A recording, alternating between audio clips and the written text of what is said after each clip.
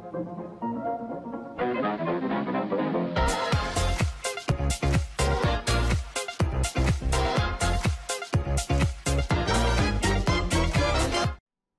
à vous les amis et bienvenue pour cette première vidéo sur l'épisode 1 de Game of Thrones saison 8. Alors pourquoi je dis épisode 1?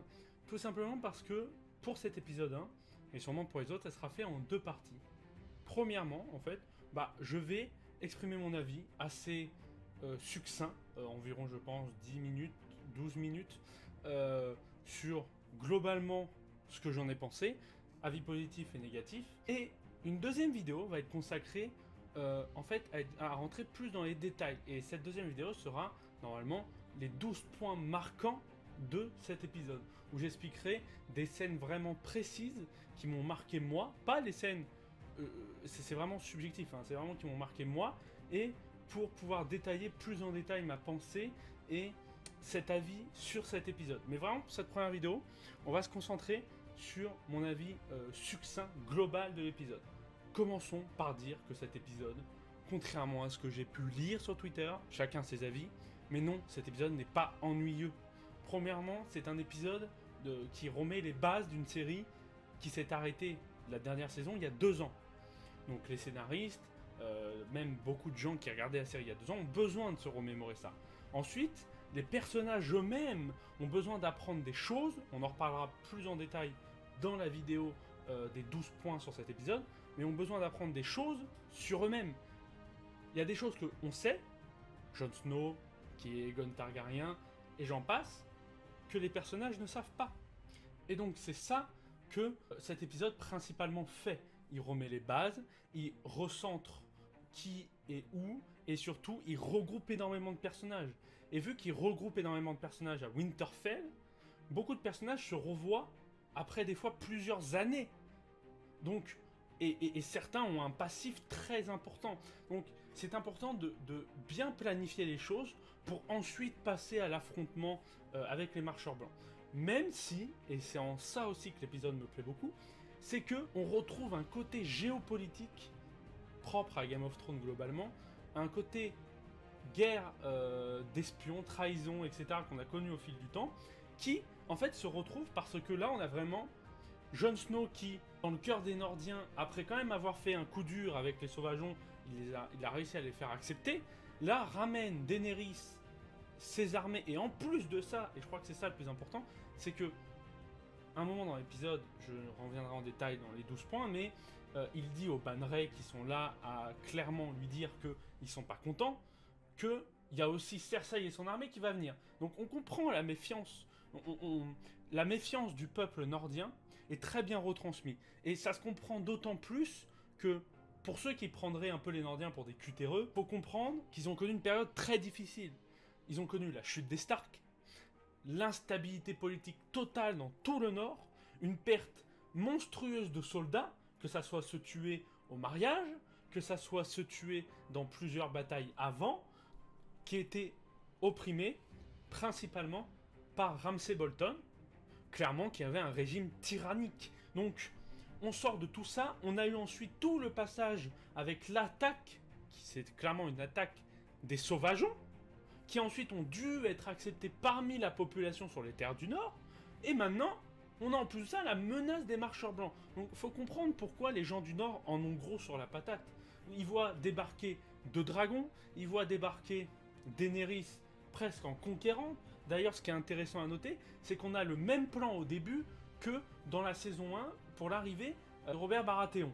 Le même plan pour l'arrivée de Jon Snow et Daenerys dans Winterfell avec les Immaculés, et en plus de ça, on rajoute les dragons, etc.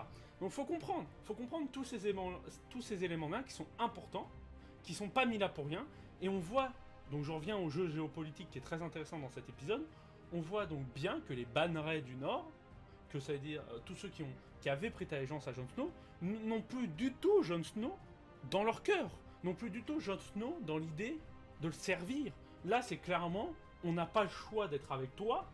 C'est sous-entendu que, après les marcheurs blancs, si ces gens-là sont encore en vie, si le Royaume du Nord sera encore là, clairement, les intrigues géopolitiques vont être importantes. On voit aussi que Sansa Stark a un rôle très important. On rappelle que dans la saison 7, elle avait pris ce rôle un peu de dame de Winterfell quand Jon Snow est parti.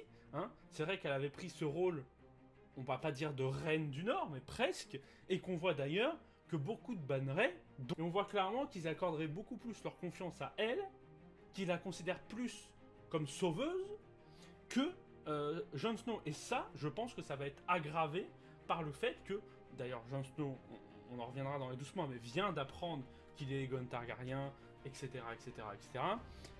Mais cette révélation, au moment où elle sera publique, au moment où on va voir, on va croire que on va comprendre, les gens vont comprendre que Jon Snow est un Targaryen, les conflits avec Daenerys vont exploser, les conflits avec les bannerets du Nord vont exploser, et ça va être vraiment apocalyptique, au sens propre du terme. Mais, voilà, quasi aucune... Il n'y a aucune apparence des marchands blancs dans cet épisode. C'est très bien aussi. On garde le suspense. Je rappelle, c'est un épisode de transition d'une saison qui a 2 ans et d'une nouvelle saison qui arrive maintenant. Donc c'est normal. Donc globalement, je le redis, j'ai très bien aimé cet épisode. Un jeu géopolitique très présent. Un peu de mystère autour des marchands blancs en fin d'épisode. Ça suffisait. Des personnages comme Tormund qu'on pensait possiblement mort. Je dis pas qu'il était mort, on a vu l'acteur qui était là et tout, mais ce que je veux dire, c'est que il y avait un doute quand même, et le doute est levé, il va très bien, il s'en est sorti de cette chute du mur. On voit aussi que les marcheurs blancs, à la toute fin, progressent, hein, c'est quand même pas rien, ce château qui est dans le royaume du Nord, il n'est pas au-delà du mur, il est dans le royaume du Nord, qui est totalement pillé par les marcheurs blancs, et on se rend même compte qu'il n'y a plus de cadavres, donc en gros, que les marcheurs blancs grossissent leur armée. Donc, voilà, la menace des marcheurs blancs approche. L'épisode 3 a été annoncé comme une big bataille. Ça sera sûrement une des meilleures batailles jamais vues depuis plusieurs décennies dans des séries. Sûrement une des meilleures même en... Je pense ça va être au même hauteur que Gouffre de Helm ou Minas Tirith. Cet épisode nous rassure vraiment sur le fait que trahison, conflit amoureux, etc. pour le trône, ça sera aussi central à la série.